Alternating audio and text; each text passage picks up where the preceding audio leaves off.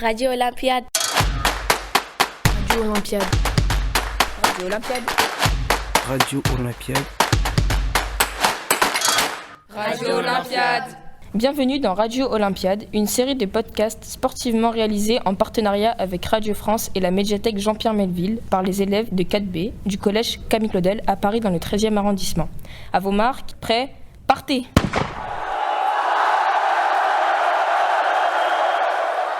Bonjour à toutes et à tous, bienvenue dans notre podcast Radio Olympiade. Cet épisode est présenté par Evans, Nelly, Fatimata, Dashi et Maeva. Racisme, sexisme, homophobie, beaucoup de discriminations sont présentes dans le sport. Dans ce podcast, nous allons dénoncer le sexisme. Nous avons eu la chance de rencontrer Aya Sissoko, une boxeuse française très inspirante. Aya Sissoko se présente comme une enfant du 20e arrondissement. Elle pratique de nombreux sports et découvre la boxe à 8 ans. Ce sport lui était inconnu quand son prof de gym lui a présenté. Aya se décrit comme une enfant colérique qui aime tenir tête aux adultes. Elle a choisi la boxe car, dit-elle, ce sport colle à sa personnalité. Aya Sissoko a été championne de France et championne d'Europe de boxe amateur en 2006 et championne du monde en 1999, 2003 et 2006. Elle est également l'autrice de plusieurs ouvrages, notamment Dambé, dans lequel elle revient sur les drames qui ont touché sa famille.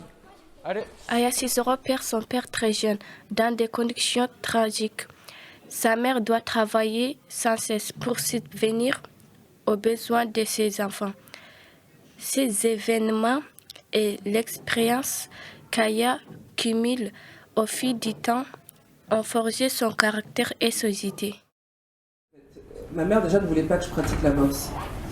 Et c'est moi en fait qui ai tenu tête au moment de l'inscription. En fait, l'histoire c'est donc on arrive devant cet instituteur, donc qui est le professeur de sport de l'école primaire où j'arrive. Et donc le monsieur, quand elle lui demande quels sont les sports que mes enfants peuvent pratiquer, donc il lui dit le tir à l'arc, donc etc. Et elle va lui dire tout sauf la boxe, parce que pour elle c'est un sport, ce n'est pas un sport de filles, c'est un sport qui est violent, etc. Et donc son réflexe c'est de se dire je vais protéger ma fille, je ne veux pas qu'elle soit abîmée. Et je ne sais pas pourquoi, en fait, du haut de mes 8 ans, je vais lui dire, moi, je veux la boxe. Et donc, elle ne veut pas, en fait, qu'il y ait une forme de contradiction devant l'instituteur, donc elle ne va rien dire sur le moment. Mais une fois qu'on sera à la maison, elle va essayer de me convaincre de renoncer à ce sport. Et je vais tenir bon.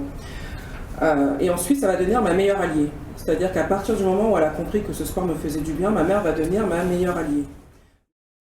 Dans la culture malienne, en fait, ma mère a surtout voulu nous transmettre le dambé, la dignité. En fait, tu vois, c'est une colonne vertébrale, c'est une espèce de corset, en fait, qui te permet de te tenir droite. En fait, c'est une vraie colonne vertébrale, en fait, qui est faite de valeurs, en fait, de manière à pouvoir appréhender le monde.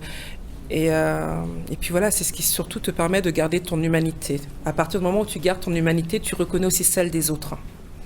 Et ça, c'est vraiment quelque chose d'essentiel. Souvent, la boxe est considérée comme un sport masculin. Aya en a fait l'effet. Par exemple, quand elle rejoint son club de boxe anglaise, les filles n'avaient pas de vestiaire. Elles devaient se changer dans une cage d'escalier. Elle a également été victime de misogynie avec son entraîneur. Très peu de monde finalement ont réussi à me freiner, à me faire renoncer. C'est-à-dire que la seule fois où j'ai failli justement abandonner, je sais quand j'arrive dans le club de boxe anglaise, pendant un mois l'entraîneur fait comme si je n'existais pas. C'est-à-dire que je venais à la salle, je m'entraînais mais j'étais transparente. Et au bout d'un moment, en fait, lassée, fatiguée, j'avais quitté la salle. Et au bout d'un mois et demi, je me suis dit non, tu peux pas abandonner comme ça. Et je suis revenue à la salle. Et là, il m'a répondu, donc t'es là pour rester cette fois-ci? Et là, je lui ai dit, ouais. Et à partir de là, finalement, en fait, il s'est occupé de moi. Et on a tissé une relation qui était juste extraordinaire. C'est-à-dire qu'il ne voulait pas de femme. Et j'ai fini par l'appeler mon papa blanc. Voilà. Moi, c'était très très simple. En fait, j'allais à la boxe parce que ça me faisait du bien. Il n'était pas question de marcher sur les plates-bandes des garçons. C'est juste parce que ça me faisait du bien.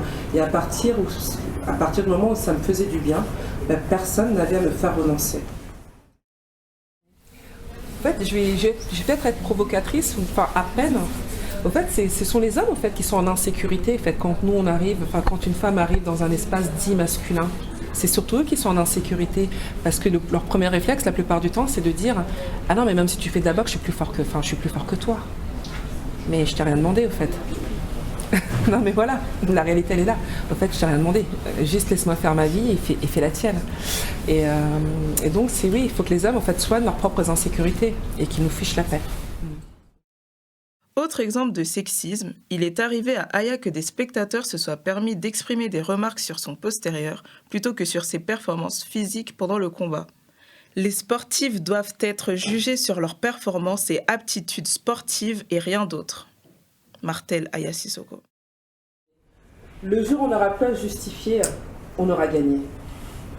Voilà, on aura gagné.